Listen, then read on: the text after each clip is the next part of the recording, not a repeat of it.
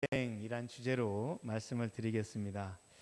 먼저 우리 성도님께 대단히 감사를 드립니다.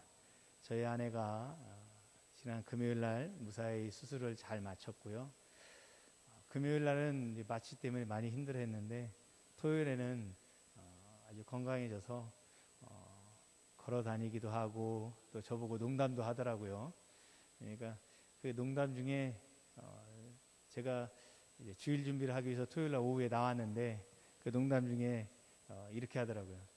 병원 오더니 간병한다고 병원 오더니 잠만 자고 잠에서 깨더니 일만 하더니 간다고. 그래서 농담하는 거 보니까 많이 회복됐구나라고 느꼈습니다. 사실 제가 병원에 간호하러 이렇게 들어갈 때 그 전날 밤에 아이들이랑 이제 짬뽕을 시켜 먹었는데 어찌나 그렇게 맛있던지요. 그냥 벌컥벌컥 먹었더니 그대로 급체해가지고 그냥 설사 나오고 이대로는 간호하기도 못하겠다 싶어서 다 이렇게 토해냈습니다. 토해내고 났더니 그날 밤에 잠을 못 잤어요. 힘들어서. 그리고 병실에 갔더니 우리 저기 사무가 마취 기운에 잠자길래 저도 옆에서 잤거든요. 그랬더니 잠만 자다가 웬만큼 회복되니까 일만 하다 간다고. 제가 이번 일을 겪으면서 몇 가지 느낀 점이 있어서 말씀을 좀 드리겠습니다. 제가 처음에 이제 수술하기 전에 열심히 기도하는데 제가 본당에서 한번 그리고 위층 기도 2층 예배실에서 한번 이상한 소리를 들었어요. 기도할 때 들리는 소리는 둘 중에 하나입니다. 나 혼자서 기도하고 있는데 다른 사람의 목소리가 들리면 둘 중에 하나예요. 하나님의 음성이든지 아니면 사단이 방해하든지 둘 중에 하나입니다.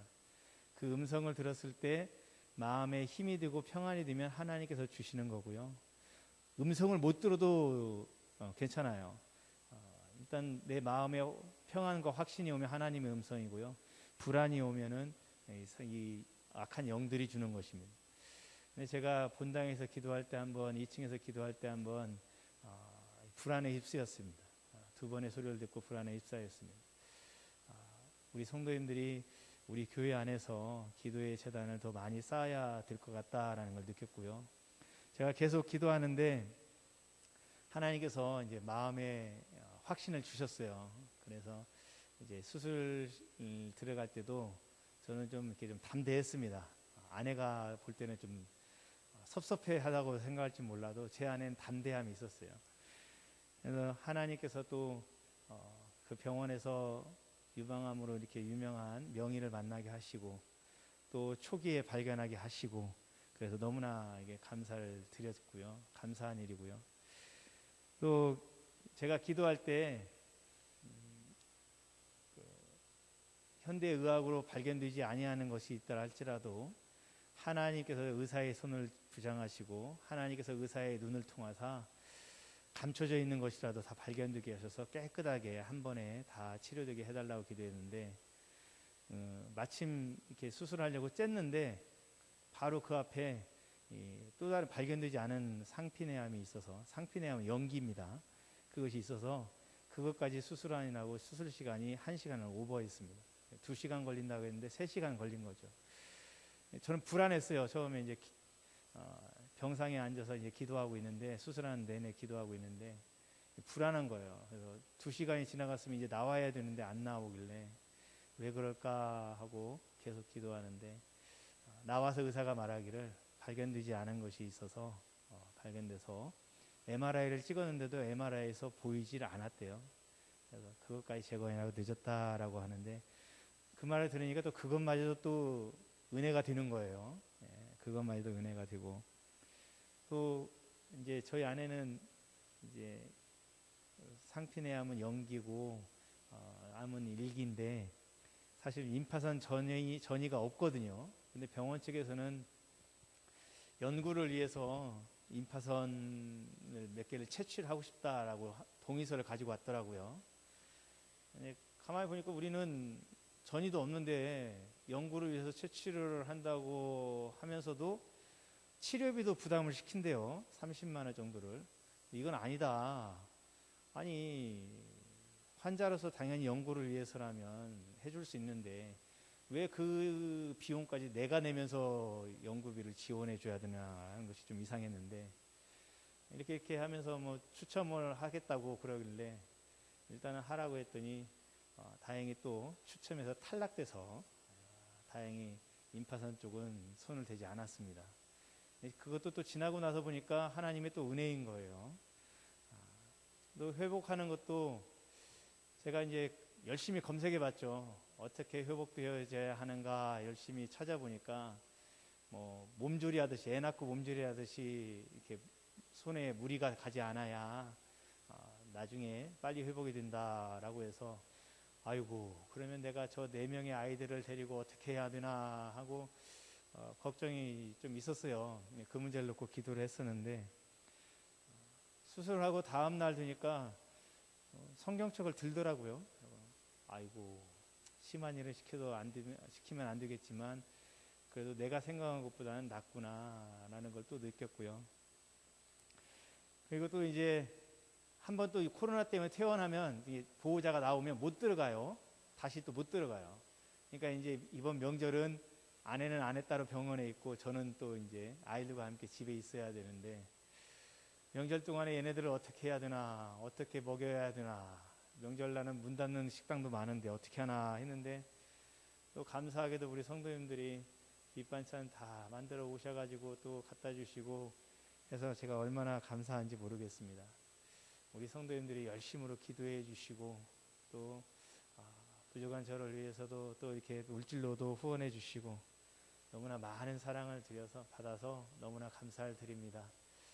아내와 저 열심히 회복되어져서 하나님을 위해서, 주님의 몸된 교회를 위해서 더 열심히 일하도록 하겠습니다. 가만히 생각해 보니 이 모든 것들이 다 하나님의 은혜고 하나님께서 택하신 자를 향한 하나님의 은총이다라고 생각되어져서 너무나 감사를 드립니다.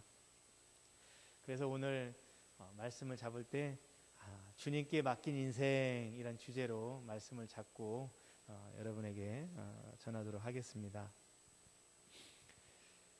여러분, 사람이 어떤 자세로 살아가느냐 상당히 중요한 문제입니다. 우리 기독교인들만의 문제가 아니고 이건 세상 사람들도 공감하는 문제예요.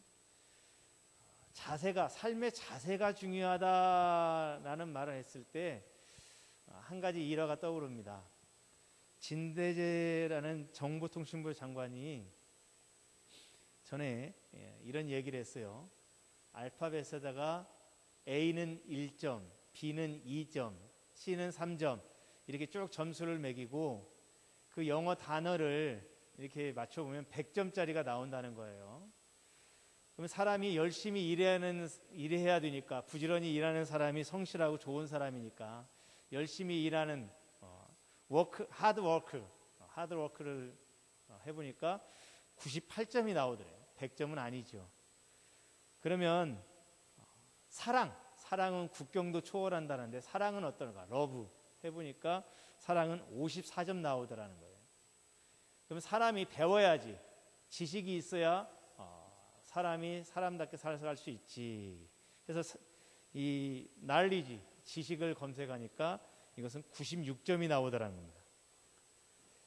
아니야, 뭐니 해도 돈이 최고야, 머니가 최고야. 그래서 머니를 해보니까 머니는 72점 나옵니다. 그래서 그러면 100점이 나오는 건 뭘까 보니까 자세, 애티튜드가 100점이 나오더라는 것입니다. 그러니까 많은 사람들이 이 이야기를 듣고 공감을 했습니다. 그래, 뭐 믿는 사람이든 믿지 않는 사람이든 삶의 자세가 중요한 거야 하고 댓글들이 막 쓰여졌는데, 그 댓글 중에 하나가 이런 댓글이 실렸어요. 장관님, 스트레스도 100점입니다. 이렇게 써 있어요. 저는 이 이야기를 생각해 보면서 올바른 자세를 가지려면 스트레스를 안 받을 수 없어요. 왜냐하면 나도 좀 늘어지고 싶거든요. 늘어지려고 하는데 늘어지면 안 되니까 거기서 스트레스를 받고, 또 나는 바르게 있으려고 하는데 주위에 있는 사람들 또는 악한 영들이 나의 바른 자세를 방해하려고 하니까 거기서 또 싸워야 되니까 스트레스를 받을 수밖에 없습니다. 그래서 스트레스가 있어야 진짜 올바른 자세를 갖춰갈 수 있겠다라고 생각합니다.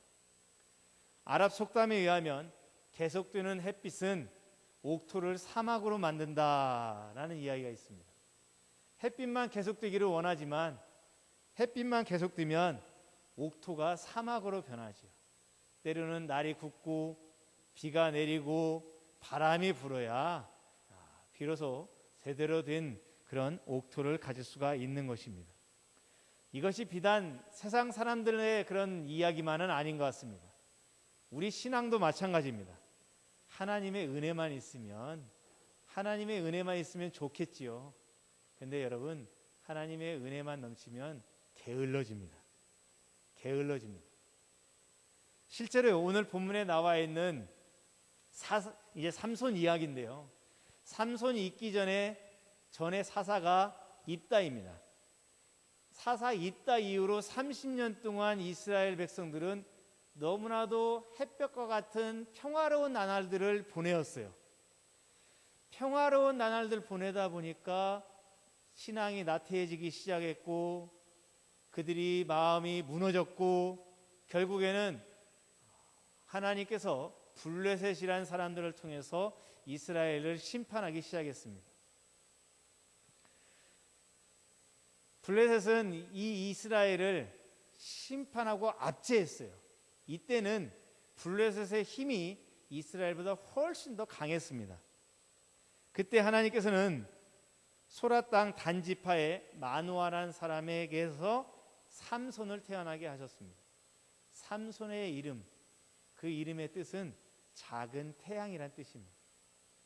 작은 태양이란 건 뭘까요? 무슨 뜻일까요? 하나님이 진짜 태양이고 그리고 이 삼손은 작은 태양, 하나님의 진짜 태양의 예시가 되어져서 하나님의 빛을 발하는 사람, 그런 뜻입니다. 그러니까 블레셋의 압제 안에서 우울하고 우중충한 삶을 지내고 있는 사람들에게 한 줄기 빛이 되어줘야 할 사람, 그게 바로 삼손입니다. 근데 여러분, 이 삼손이 주님께 맡긴 인생을 살아가야 하는데, 여러분, 우리는 삼손의 줄거리를 알지요. 삼손이 어떻게 됐습니까? 민족의 태양이 되어져서 진짜 태양이신 하나님 앞에 그 백성을 이끌고 나아갔어야 할 그 삼손이 어떻게 됐습니까? 말미에 블레셋에 잡혀가서 두 눈이 뽑히고 착고에 채여서 부지런히 수고하고 맷돌을 들렸죠. 자기는 힘쓰고 애썼지만 자기를 위한 것이 아니라 블레셋을 위한 것이었고, 자신의 눈이 뺏겨서 암울한 날을 보내었고, 그리고 자유인이 아니라 쇠사슬에 묶여서 얽매인 자의 삶을 살았습니다. 여러분, 이것을 볼 때 주님께 맡긴 인생이 되려면 첫 번째로 안목이 있어야 됩니다. 미래의 일을 내다보는 그런 예측력을 말하는 게 아니라 하나님의 눈으로 보는 안목이 있어야 돼요. 우리의 눈으로 보는 그런 눈이 아니라 하나님의 마음으로 볼 수 있는 눈이 있어야 된다는 것입니다. 이걸 영안이라고도 하지요. 이게 필요합니다. 여러분, 삼손이 왜 쇠사슬에 묶여서 종일토록 수고하지만 자기를 위한 수고가 아니고 두 눈은 뽑혀서 어두운 인생을 살아가야 했습니까? 그 이유가 여러분 3절에 나와 있습니다. 3절 하반절 한번 보세요. 끝부분 보세요. 이르되 끝부분 보세요. 이르되 내가 그 여자를 좋아하오니 나를 위하여 그 여자를 데려오소서 하니라. 여기 보면 영어 성경으로 보면 She was right in my eyes. My eyes라는 거예요. 내 눈에라는 거예요. 내 눈에 좋다는 거예요. 여러분, 삼손의 이 판단의 기준은 자기의 눈이었어요. 하나님의 눈으로 보고 하나님의 눈으로 봐야 하는 중요한 이유는 하나님의 눈으로 보면 하나님의 판단을 할 수 있는 거예요. 하나님의 마음을 알 수 있는 거예요. 근데 내 눈으로 보니 나에게 좋은 것만 보이고 내가 원하는 것만 보이는 거예요. 삼손은 나실인이잖아요. 하나님께로부터 사사로 택함 받은 사람이잖아요. 그러면 당연히 하나님의 눈으로 보고 하나님의 마음에 맞는 판단을 해야 되는데, 아니요, 그걸 하나도 안 해요. 자기의 눈으로 보고 있으니 자기의 마음에 맞는 판단을 하는 거예요. 자기의 눈으로 보니 이 블레셋의 한 여인이 너무 아름다운 거예요. 자기의 눈으로 보니 마음에 쏙 들었어요. 여러분, 이 자신의 눈으로 보면 눈에 좋아하는 것이 최고고 그게 가장 좋은 거예요. 그걸 원하는 거예요. 이렇게 육의 눈으로 보다가 망한 사람이 있지요. 창세기 13장 9절에 보면 아브라함과 조카 롯이 분리가 되는 때의 이야기입니다. 내가 좌하면 나는 우하고 내가 우하면 나는 좌하리라. 아브라함이 롯에게 한 말이에요. 롯이 바라보았어요. 이쪽을 바라보니까 요단강이 흐르고 그 주위로 아주 비옥한 푸른 초장이 있어요. 그리고 소돔성이 저 멀리 있어요. 가만히 생각해 보니까 롯은 목축업을 하는 사람인데 물이 있으니 양과 염소가 물을 마시기에 좋고 그 옆에 풀이 많으니 그곳에서 풀을 뜯기에 좋고 그리고 저 멀리 소돔성이 있으니 그곳에 갖다 팔아도 좋고 이게 얼마나 좋습니까? 그리고 이쪽 반대쪽을 바라보니까 산악지대예요. 물도 안 보여요. 풀도 안 보여요. 그리고 큰 도시도 안 보여요. 고생 꽤나 하게 생겼어요. 여러분, 롯이 어디를 택했습니까? 소돔성과 그 골짜기를 택했어요. 근데 우리는 알고 있죠. 소돔성과 그 골짜기가 얼마 안 가서 하늘에서 불비가 내려 멸망당했습니다. 자신의 눈으로 보기에는 너무 좋은 곳이에요. 근데 여러분, 우리는 알죠. 소돔성을 하나님의 눈으로 보면 그 소돔성과 요단강이 흐르고 그 주위에는 초목지대가 있는 곳은 결코 가서는 안 될 곳이었습니다. 근데 롯은 이 인간적 눈으로 바라보니 너무나 좋은 거예요. 양에게 물을 먹이기에도 좋고 풀을 뜯기기에도 좋고 갔다가 양털을 팔거나 염소를 팔기에도 너무나 좋은 거예요. 결국엔 어떻게 됐습니까? 망했죠. 그가 아브라함과 헤어질 때는 많은 재산을 가지고 내려갔지만 소돔성이 멸망할 때 그는 자신과 두 딸만 데리고 혈혈단신 도망 나왔습니다. 심지어 아내도 소돔성을 뒤돌아보다가 소금기둥이 되고 말았습니다. 여러분, 육신의 눈으로 바라보면 망할 수밖에 없는 거예요. 지금 삼손이 육신의 눈으로 바라보고 있잖아요. 망할 수밖에 없습니다. 삼손이 결국엔 무엇 때문에 블레셋 사람들에게 포로로 잡혔습니까? 이 블레셋 여인, 들릴라는 블레셋 여인 때문에 그랬죠. 하나님의 비밀을 말하고 머리를 잘림을 당하고 그리고 블레셋에 잡혀가지고 두 발에 착고가 채우고 두 눈은 빼었고 하루 종일 블레셋 사람들을 위해서 커다란 그 물맷돌을 돌리는 그 일을 하고 있었습니다. 물론 마지막에는 회개하고 한 방에 다 무너뜨리긴 하지요. 근데 여러분, 삼손의 이 모습을 볼 때 삼손이 만약 하나님의 눈으로 바라보았다면 이런 삶을 살지 않았을 거예요. 여러분, 내가 내 인생 주님께 맡긴 인생을 살아가려면 육신의 눈으로 바라보면 안 됩니다. 하나님의 눈으로 바라보아야 돼요. 그리고 이 하나님의 눈으로 바라보아야 할 이유가 이 하나님의 눈으로 바라보면 하나님의 마음을 아는데요. 결국 내가 주님을 위하여 무엇을 해야 하는지, 하나님은 내게서 무엇을 원하시는지를 알 수 있습니다. 다른 말로 하면 사명을 발견하게 됩니다. 사명을 발견해요. 삼손은 눈에 보이는 대로 판단했어요. 눈에 보이는 대로 판단하니 사명을 망각했어요. 삼손은 나실인이잖아요. 사사잖아요. 블레셋으로부터 이스라엘 백성들을 구원할 사람이잖아요. 근데 육신의 눈으로 블레셋 여인을 바라보다가 자신이 나실인이라서 머리를 깎으면 안 되는데 그것도 깎임을 당했죠. 그리고 또 뭡니까? 나실인으로서 이스라엘 민족을 구원해야 되는데 오히려 블레셋에 잡혀가지고 마치 종살이처럼 착고에 채여서 두 눈은 빼임을 당하고 그리고 하루 종일 물레맷돌을 돌리는 그런 삶을 살았습니다. 여러분, 사명을 잃어버리니 그렇게 된 거예요.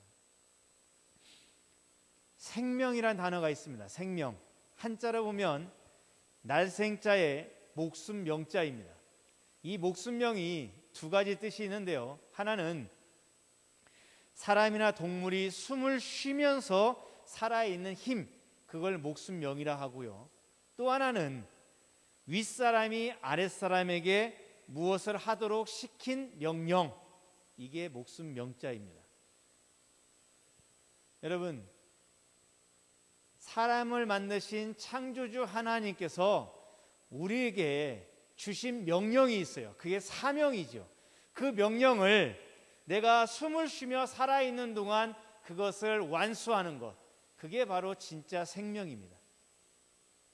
그래서 우리는 생명이 있고 하나님을 알지 못하는 사람에게는 생명이 없는 거예요. 살아있지만 죽은 거예요. 왜냐하면 그들은 숨을 쉬지만 윗사람이 나에게 주신 명령, 창조주 하나님이 내게 주신 명령은 그 사람에게 없어요. 그렇기 때문에 그들은 살았지만 죽은 거예요. 그러나 우리는 다르죠. 우리는 창조주 하나님이 주신 명령을 지키며 살아갑니다. 사명을 지키며 살아갑니다. 그게 바로 생명이에요. 그 생명을 주님께서 내게 주신 것입니다.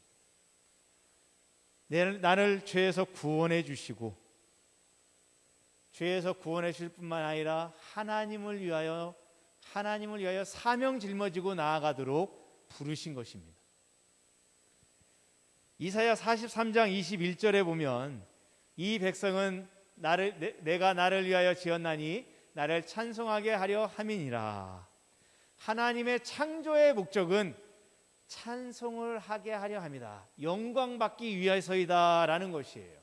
그래서 우리는 예배드리고, 그래서 우리는 하나님께 찬송하고, 그래서 우리는 하나님의 뜻대로 살려고 노력합니다. 그게 하나님께 영광이고 그게 하나님께 올려드리는 우리의 찬양이 되기 때문입니다. 그래서 우리는 이제는 나를 위하여 살지 않고 하나님을 위하여 삽니다. 근데 여러분, 삼손은 그렇게 살지 않았습니다. 3절 하반절 다시 한번 보세요. 이르되 내가 그 여자를 좋아하오니 나를 위하여 그 여자를 데려오소서 하니라. 삼손은 지금 나를 위하여라고 말하고 있습니다. 여러분, 나실인이잖아요. 나실인으로 선택받은 사람이라면, 그리고 사사로 부름받은 사람이라면 나를 위하여 살면 안 되죠. 하나님을 위하여 살아야죠. 하나님을 위하여 일해야죠. 근데 지금 삼손은 나를 위하여 일하고 있습니다. 나를 위하여라고 말하고 있어요. 망할 수밖에 없는 거예요. 사무엘상 15장 12절에 보면 사울왕이 나옵니다. 사울왕이 이렇게 하고 있어요. 사울이 자기를 위하여 기념비를 세우고, 사무엘상 15장 12절에 있습니다. 사울왕이 자기를 위하여 기념비를 세웠어요. 여러분, 자기를 위하여 기념비를 세웠으니 이 사울이 망하겠습니까? 망하지 않겠습니까? 망합니다. 자기를 위하여 하고 있으니 망할 수밖에 없는 거예요. 하나님을 위하여 하는 것이죠. 여러분, 목회도 하나님을 위하여 하는 것입니다. 간혹 저도 목사님들과 얘기하다 보면 목사님들이 그런 말씀 하셔요. 은퇴하기 전에 뭐 하나 해놔야지. 아니, 가만히 생각해 보면 저는 그 말에 동의할 수 없습니다. 왜 은퇴하기 전에 뭘 해야 됩니까? 은퇴하기 전에 뭘 해야 한다는 것은 자기를 위하여 뭔가 내세우는 거 아닙니까? 자기 목회 기간 동안에 뭔가 이루어 놓으려고 하는 것, 저는 그게 바벨탑이라고 생각되어집니다. 구음이 하나다 보니까 사람들이 뭔가 한번 해보려고 바벨탑 쌓아 올린 거잖아요. 하나님을 위한 게 아니에요. 우리가 여기서 우리의 이름을 내자라고 말하죠. 자기들을 위한 거예요. 어떻게 성도가, 예수 그리스도를 통하여 구원받은 성도가 자기를 위하여 무엇을 낼 수 있습니까? 어떻게 자기를 위하여 기념비를 세우고 자기를 위하여 아내를 취합니까? 아니죠. 주님을 위하여야 합니다. 여러분, 우리 교회 방송 장비 준비하는데요, 이거 저를 위해서 하는 거 아닙니다. 여러분, 우리 방송 장비 한번 보세요. 지금까지 김정태 장로님이 방송 장비를 위해서 얼마나 애쓰셨는지 보여줍니다. 정말 오래된 장비예요. 이 코로나 때 영상 장비 제대로 못 갖추고 있으면, 음향 장비 제대로 못 갖추고 있으면, 여러분, 코로나 이후에도 지금 교회들이 다 영상 예배는 계속 되어져야 한다. 특히 병상에 있는 분들에게도 같이 참여해서 예배 드릴 수 있기 때문에 계속해야 된다라고 말하면서 지금 다 바꾸고 있습니다. 코로나 기간 동안에만 임시적으로 하던 교회들이 다 바꾸고 있어요. 근데 우리 교회 방송 장비 보세요. 정말 김정태 장로님이 얼마나 헌신하고 얼마나 정말 열심히 해오셨는지, 정말 20년 넘은 그런 방송 장비들 다 그런 것들이에요. 여러분, 제가 그거 제 목회 기간에 뭘 삼으려고 하는 게 아니에요. 우리에게 꼭 필요한 거예요. 꼭 해야만 하는 것이고요. 그리고 저는 그거 제 기간 동안에 뭐 하는 걸로 사실 생각지도 않고요, 꼽히지도 않습니다. 그래서 요즘 뭐 목사님들 가운데 이취임식도 하지 말아야 된다 하고 말하는 그런 목사님도 있어요. 왜냐하면 이취임식을 하다 보면 어쩔 수 없이 자신이 목회한 동안에 했던 행적들이 드러나니까 이게 마치 자기를 위하여서 어떤 명함처럼, 명패처럼 자리 잡는다. 그러면 안 된다라는 거예요. 온전히 하나님을 위하여 해야 되죠. 자신을 위해서 하면 안 되는 것이죠. 자, 보세요. 이 삼손이 자기를 위하여 여자를 취하니 그 이후에 여자 때문에 결국에는 넘어지잖아요. 사울왕이 자기를 위하여 기념비를 세우더니 그 교만함 안에서 결국에는 사무엘 선지자가 오지도 않았는데 자기도 기름 부음 받았다고 하나님 앞에 자기가 번제를 드리죠. 교만해서 그러는 거잖아요. 자기를 위하여 하다가 망하는 것입니다. 여러분, 그런데 4절에 보니까 앞에 있는 1절에서 3절에 있는 말씀과 전혀 다른 내용의 말씀이 나옵니다. 4절에 보면 그때 블레셋 사람이 이스라엘을 다스리는 까닭에 삼손이 틈을 타서 블레셋 사람을 치려 함이었으나 그의 부모는 이 일이 여호와께로부터 나온 것인 줄은 알지 못하였더라. 4절 말씀을 보니까 삼손이 자기를 위하여 여인을 취하려고 했는데 그게 아니다라고 말하고 있는 것 같습니다. 근데 여러분, 사실 이 4절 말씀은 해석이 좀 잘못된 거예요. 히브리어 원어로 보면 좀 더 자세하게 나와 있습니다. 히브리어가 헬라어로 번역되어지고, 헬라어가 라틴어로 번역되어지고, 라틴어가 독일어로 번역되어지고, 독일어에서 영어로 번역되고, 영어에서 한자로 번역되고, 한자에서 우리말로 번역되다 보니까 오역이 조금씩 있습니다. 그래서 이 히브리어 원어로 보면 삼손이 틈을 타서라고 되어 있는데 사실 삼손이 아니라 영어로 치면 히예요. 히. 그가 틈을 타서로 되어 있어요. 근데 히브리어 성경을 보면 그가는 사람을 지칭하는 게 아니라 하나님을 지칭하는 거예요. 그러니까 그때 블레셋 사람이 이스라엘 다스린 까닭에 하나님이 틈을 타서 블레셋 사람을 치려 하였으나 그의 부모 삼손의 부모는 이 일 하나님께서 이 블레셋 사람을 치고자 하는 이 일을 여호와께로부터 나온 것을 알지 못하였다, 이런 뜻이 되어집니다. 그러니까 우리 성경하고는 좀 뜻이 달라지게 되죠. 좀 조심해야 됩니다. 여러분, 사실 하나님께서 만약 우리 성경 그대로 이해를 하게 된다면 삼손이 하나님의 뜻을 이루기 위해서 블레셋 사람을 치고 이스라엘 백성을 구원해야 된다는 그 뜻을 이루기 위해서 이방 여인인 블레셋의 여인과 결혼을 한다, 그 방법을 통해서 블레셋 사람을 칠 기회를 찾겠다, 이런 것이 되어지는데요.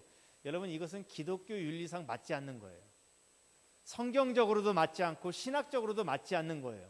왜냐하면 여러분, 우리 기독교인들이 바른 목표를 잡고 그 목표를 이루는데 수단 방법 가리지 않고 이루면 그게 과연 참이겠습니까? 아니죠. 우리는 하나님의 목표를 받았으면 하나님의 말씀대로 그것을 도구를 삼고 하나님의 말씀대로의 방법을 삼아서 그 일을 이루어 가야 되지, 하나님께서 내 목적 이렇게 주셨으니까 나는 수단 방법 가리지 않고 그 목적은 이루겠다. 여러분, 이건 아닙니다. 하나님께서 사사로 주셨고 나시린으로 삼손을 세우셨다면 삼손은 하나님께서 주신 재능, 그 능력 안에서 힘써 나아가야지, 이방 여인과 결혼하는 것, 여러분, 이방 여인과 결혼하는 것은 신명기 7장 3절에 보면 율법으로 금지하고 있어요. 또 그들과 혼인하지도 말지니 내 딸들을 그들의 아들에게 주지 말 것이요 그들의 딸도 내 며느리로 삼지 말 것은 율법으로 금지했어요. 근데 삼손이 나시린이고 사사인데 하나님의 그 뜻을 이루기 위해서 율법도 어기고 이방 여인과 결혼해서 블레셋을 치겠다? 맞지 않는 거예요. 오늘날 우리 그리스도인도 이걸 조심해야 됩니다. 하나님께서 주신 사명이 있으면 하나님께서 주신 방법으로, 하나님의 말씀에 맞는 수단으로 그것을 이루어 가야 되지, 수단 방법 가리지 않고 이루어 가는 것은 올바르지 않습니다. 율법을 제정하신 하나님께서 정하신 방법 그대로 우리는 순종하며 나아가야 됩니다. 블레셋을 치려는 것은 하나님의 목적이고 그 뜻을 이루시기 위해서 삼손을 사용하시려고 하는데, 삼손이 하나님의 방법대로 일을 해야지 말씀을 어긋나서 이방 여인과 결혼하면서 그 방법을 이루어 간다? 맞지 않는 말이에요. 하나님의 방법대로 이루어 가야 됩니다. 그래서 여러분, 주님께 맡긴 인생이 되려면 세 번째, 이것이 꼭 필요합니다. 첫 번째는 내 안목이 아니라, 육신의 안목이 아니라 하나님의 안목을 가져야 되고, 두 번째로는 하나님의 안목으로 보고 하나님의 뜻을 깨달아 내 사명을 알아야 됩니다. 그리고 세 번째로 이것이 필요해요. 바로 말씀대로의 순종이 필요한 것입니다. 말씀대로의 방법이 필요한 거예요. 내 마음대로 해서는 안 됩니다. 하나님의 방법대로 해야 되는 거예요. 여러분, 덕양중학교에 이준원 교장 선생님이 계셨습니다. 이분이 교장 생활을 하시고 난 뒤에 책을 썼어요. 무엇이 학교를 바꾸는가. 저는 책 제목 보자마자 무엇이 교회를 바꾸는가 탁 왔습니다. 아니나 다를까 그 책의 첫 페이지에 이렇게 써 있으며, 첫 문장에 이렇게 써 있어요. 우리나라 학생들이 아프다. 몸보다 마음이 더 아프다. 학생만 아픈 게 아니라 교사도 아프고 학부모도 아프다. 한결같이 몸보다 마음이 아프다. 그러면서 이분이 글을 써내려가는데, 학교는 배움의 장소잖아요. 인재를 세우는 곳이잖아요. 근데 현실을 보니 현실은 아픈 사람들의 모임이라는 거예요. 여러분, 오늘날의 학교가 그렇답니다. 여러분 공감하십니까? 근데 저는 듣자마자 무엇이 학교를 바꾸는가, 듣자마자 무엇이 교회를 바꾸는가라고 받아들였는데, 아니나 다를까 오늘날 교인들이 많이 아픕니다. 교인들이 몸보다 마음이 아파요. 교인들만 아픈 게 아니라 교사도 아프고 목회자도 아픕니다. 한결같이 몸보다 마음이 더 아픈 것 같습니다. 교회는 치유의 장소요, 하나님의 사람을, 인재를 양성하는 하나님의 사람을 세우는 곳인데 한결같이 교회가 아픈 것 같습니다. 여러분, 어떻게 우리 교회를 바꿔야 가겠습니까? 어떻게 학교를 바꿔갑니까? 어떻게 우리 교회를 바꿔갑니까? 여러분, 내가 하나님 앞에 맡긴 인생이 되어져야 합니다. 내가 육의 눈으로 보지 않고 하나님의 눈으로 바라보고, 그리고 하나님이 원하시는 것을 알고 사명을 찾아서 그 사명을 하나님의 말씀대로 순종하여 이루어가는 온전히 주님께 맡겨진 성도들이 가득해질 때 교회는 바뀌어질 것이라 믿습니다. 우리 교회가 그런 교회 되기를 소망합니다. 고단한 인생길 우리 찬양하겠습니다. 예수는 함께 하시네. 그리고 시선이란 찬양을 같이 하도록 하겠습니다.